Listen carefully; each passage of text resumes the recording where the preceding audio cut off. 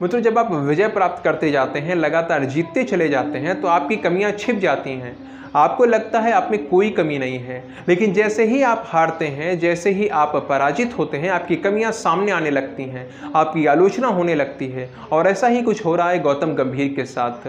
उनकी कोचिंग के अंदर भारतीय टीम श्रीलंका दौरे पर आई है, जहां पर उसे T20 और वनडे मैचेस की सीरीज खेलनी थी।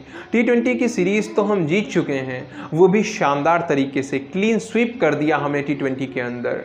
गंभीर के अंदर भारतीय टीम को मिली ये पहली विजय थी। इसके बाद गंभीर की काफ़ी प्रशंसा भी हुई, लेकिन इसके बाद वनडे मैचेस की सीरीज आरंभ हुई और पहले ही वनडे मैच में हम पराजित हुए। हमने अपना जीता हुआ मैच श्रीलंका के साथ टाई करवा लिया। यहां से गंभीर की थोड़ी थोड़ी आलोचना आरंभ हुई, लेकिन जब दूसरे वनडे मैच के लिए वही प्लेइंग 11 देखने को मिली जो कि पहले मैच में खेल रही थी, तब ये आलोचना बहुत बढ़ गई। लोगों ने प्रश्न उठाने आरंभ कर दिए कि जिन खिलाड़ियों ने अच्छा प्रदर्शन नहीं किया था, आखिर उन्हें किस आधार पर वापस मौका दिया गया है, आखिर उन्हें बदला क्यों नहीं गया। सेम प्लेइंग 11 रखने का जो परिणाम है वो भी हम सभी ने देख लिया। दूसरे वनडे मैच में भारतीय टीम को बहुत ही बुरी तरीके से हार का सामना करना पड़ा। उसके बाद से आलोचनाएं तो अपने चरम पर पहुंच गई हैं। सामान्य क्रिकेट फैंस तो प्रश्न चिन्ह लगा ही रहे हैं, ऐसे कई पूर्व क्रिकेटर, क्रिकेट विश्लेषक भी सवाल उठा रहे हैं। इन्हीं में से एक हैं आशीष नेहरा। भारत के पूर्व तेज गेंदबाज आशीष नेहरा ने गंभीर की सोच पर, उनकी योजनाओं पर एक बड़ा प्रश्न उठाया है।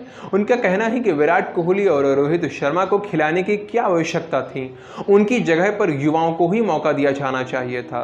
मित्रों, जैसा कि आप सब जानते हो, कहा यह चाह रहा था कि रोहित शर्मा और विराट छुट्टी पर रहेंगे, वो श्रीलंका दौरे पर सम्मिलित नहीं होंगे, लेकिन गौतम गंभीर के कहने पर दोनों श्रीलंका दौरे के लिए वापस आ गए थे। इसी बात पर सवाल उठाते हुए आशीष नेहरा ने कहा कि गौतम गंभीर कोई विदेशी कोच तो है नहीं जो उन्हें रोहित शर्मा और विराट कोहली के साथ तालमेल बिठाना था। वो इन दोनों खिलाड़ियों को अच्छी तरीके से जानते हैं। इसी कारण मुझे लगता है कि ये वनडे सीरीज जो हो रही है, यहाँ पर युवाओं को अवसर दिया जाना चाहिए था। उनके लिए एक अच्छा मौका था।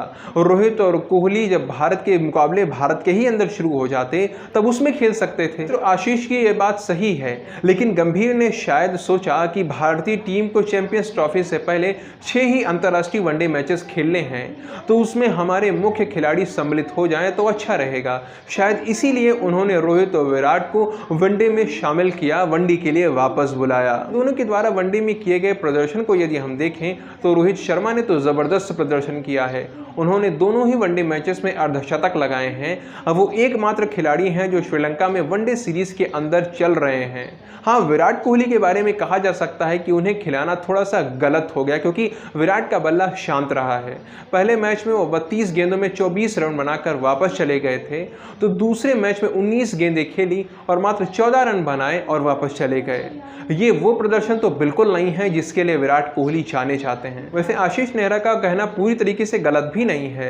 रोहित विराट को आराम देते हुए ऋतुराज गायकवाड़ और संजू सैमसन जैसे खिलाड़ियों को मौका दिया जाना चाहिए था। यदि ऐसा होता तो कितना अच्छा रहता। रोहित विराट तो इतने अनुभवी खिलाड़ी हैं कि उन्हें किसी मौके की आवश्यकता नहीं है। उन्हें तो जब जहां जिस भी मैच में बोला जाए वो उस तरह से खेलकर दिखा सकते हैं, क्योंकि इन्होंने सैकड़ों मैचेस खेल लिए हैं। अब इन्हें ऐसा नहीं है कि 4-5 वनडे मैच खिलाकर मौका दिया जाए उसके बाद में ये चल पाएंगे। लेकिन चैंपियंस ट्रॉफी से पहले आप जितने युवा खिलाड़ियों की जांच परख करके देख सकते हैं, उतना ही अच्छा है। यदि संजू सैमसन और ऋतुराज गायकवाड़ इन दोनों को इस वनडे सीरीज में मौका दिया गया होता तो उनकी बहुत अच्छी तरीके से जांच हो जाती। लेकिन गंभीर की अपनी रणनीतियां हैं, अब वो अपने हिसाब से चल रहे हैं। लेकिन जब तक उनकी रणनीतियां भारत को विजय दिलाती जाएंगी तब तक अच्छा रहेगा। जब कुछ विपरीत होगा तो आलोचना तो होगी ही। बाकी मित्रों, मैं आपसे जानना चाहूंगा कि आशीष नेहरा ने जो कहा है उससे आप कितना सहमत हैं, वो आप कमेंट्स में लिखकर बता सकते हैं।